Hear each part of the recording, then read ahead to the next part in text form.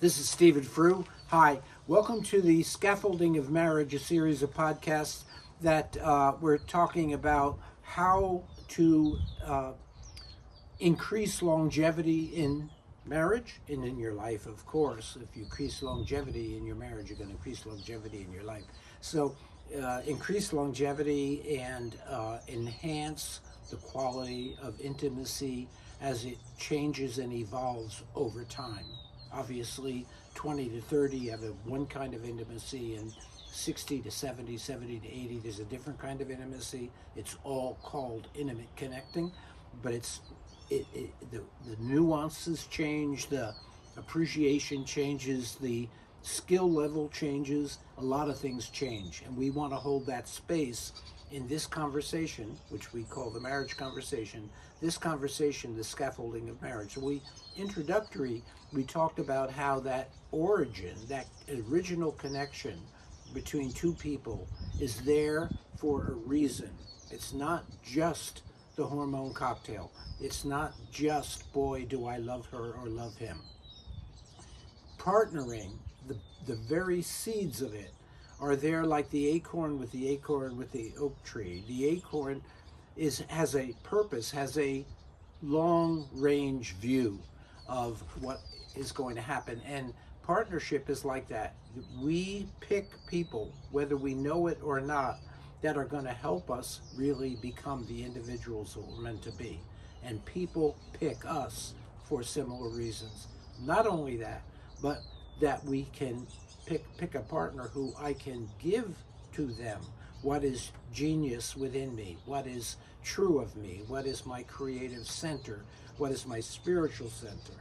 I can give that to someone, and in that I can be part of their individuation, their realization of what they're meant to be. Partnership is a very powerful concept, and it's not talked about nearly enough in the marriage conversation. It's not even talked about nearly enough in the business conversation, because I have some experience there. I'm a business consultant as well, and I can see in certain partnership problematic situations that I've been part of, they really never explored what the depth of the partnership was about, what each of them brought to the partnership, and what they were expecting, and where they were going with it, how to take on the challenges within it. So the scaffolding of marriage is tended to do that. We say there's the origin, and then there's the first phase. First phase is called elementary. If you think of it with a typical example, we're not saying this is true of all couples, but a typical in our culture example is woman meets man meets woman, and they say, let's get married and have children. So they have 2.5 children. And what do? Well, they look for a good place to live, maybe an apartment, a condo, or a house. They establish a residence. And what else do? They take the advent of these children, and they give a lot of energy to making sure they're well cared for, that they're protected, that they're nourished, that they know how to cross the street and brush their teeth, kind of thing. They give a lot of energy to that elementary phase, which is roughly birth to adolescence, that phase of taking care of business. That is not all there is to marriage, but interestingly, somewhere about that adolescence and somewhere that couple hits midlife, 50% or more marriages divorce. They are on overload. They don't know what to call it. They say things that I think are kind of dumbed down. They say things like, I just don't love him anymore, or she never listens to me, or I met a woman at work, or I met a man at the wherever. And they start to rationalize and explain why their relationship has run out of gas, has run out of purpose. So elementary phase, they can do that really well. Their children can become adolescents. They're functional. They're going off to college. Maybe they know what they want to do. That's really, really powerful phase. But that phase runs out of gas, and it leads into the second phase, which we call transitional. That's a phase. That's not an event.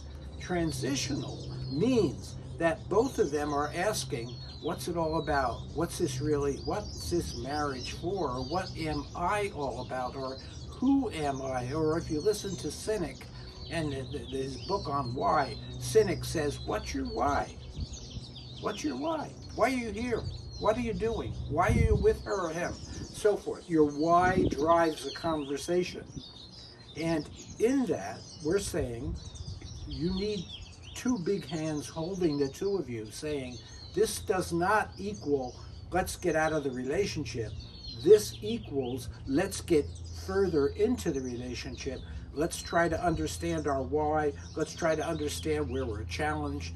Let's try to understand conflict a little differently so we can embrace conflict.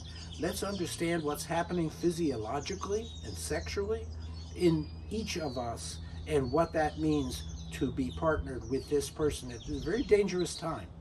As you can see by a 55% divorce rate, it's a very dangerous time for the relationship to be torpedoed and sabotaged and over. There's a lot of forces in the culture that support that. There's a lot of attorneys that support that, because that's how they make their living. But there's a lot of forces in the culture that support, because we live in an entertainment culture, we live in a culture that says, well, maybe you just don't love her anymore, maybe you just don't. And then there's somebody new, there's Biff or Betty Boop, and maybe that's what really, I need a different person, I need to do. So there's a kind of rationalization to the ending, but the transitional phase says, Transitional phase says why and what's happening and what are we going to do about it. That means that you're able to, in some way, imaginatively, to go back to the origin of your love, to reground why you got together in the first place. If you can do that, you can use transitional to ask the right questions of yourself and of each other. You probably need a guide to do that, a therapist or a coach. You need somebody to maybe hold that space with you so you can explore it. If you have enough courage, and if you can connect to the origin of your love, you can work through that and get to the third phase. Now the third phase we call the transformational phase. That's the phase, for using our original example of man and wife married, get two children, children are adolescents. The third phase, transformational, means that you go from relating to your children in the most basic elementary ways, safety, nourishment, school and all that, to what are you going to do with your life? And what am I going to do with my life now that I'm 50, 55, 58, whatever I am? What am I going to do with my life? I've never really, I always did, and how's that going to look? It's not about my partner at that point. Some of it is. Most of it's about my own self-manifestation.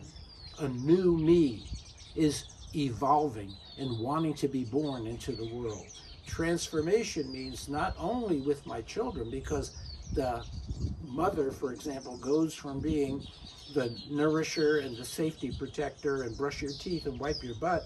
She goes from that to who are you? If she doesn't do that, she becomes a helicopter mother. She hovers over them and they no longer want it. They say, back off. I am going in the direction I really don't fully understand myself, because that's adolescence. So adolescence mirrors midlife. Midlife mirrors adolescence in this way. It's a who am I really and why am I really moment. If you can allow that, then in transformation, you more and more have confidence in who, not only who you are, but who you are becoming. And that's a different conversation with your partner. That partnership is a context for that conversation, but it needs a lot of safety and a lot of room to ask those questions and to involve each other, attract each other into that conversation, which is a very rich spiritual and emotional relationship conversation. That's transformation. Is a whole lot more, and we're going to do a whole lot more with that. But the fourth phase we call service. Because as you move into this person that you've been meant to be all along, and that you're meant to be now, you're discovering your legacy. You're discovering what you are here, what you want to leave behind, not only with your children and your partner, but with the world. And there's a service dimension to that, which means, where's my generosity? Where's my spiritual depth? How do I want what's my headstone going to say? How do I want the world to be impacted by my presence? That's all about service, and we have a lot to say about that. So that's the 4 phases: elementary, transitional, transformative, and service, that we're going to be looking at much more closely in this series on the scaffolding of marriage. Thanks for listening. This is Stephen Frew.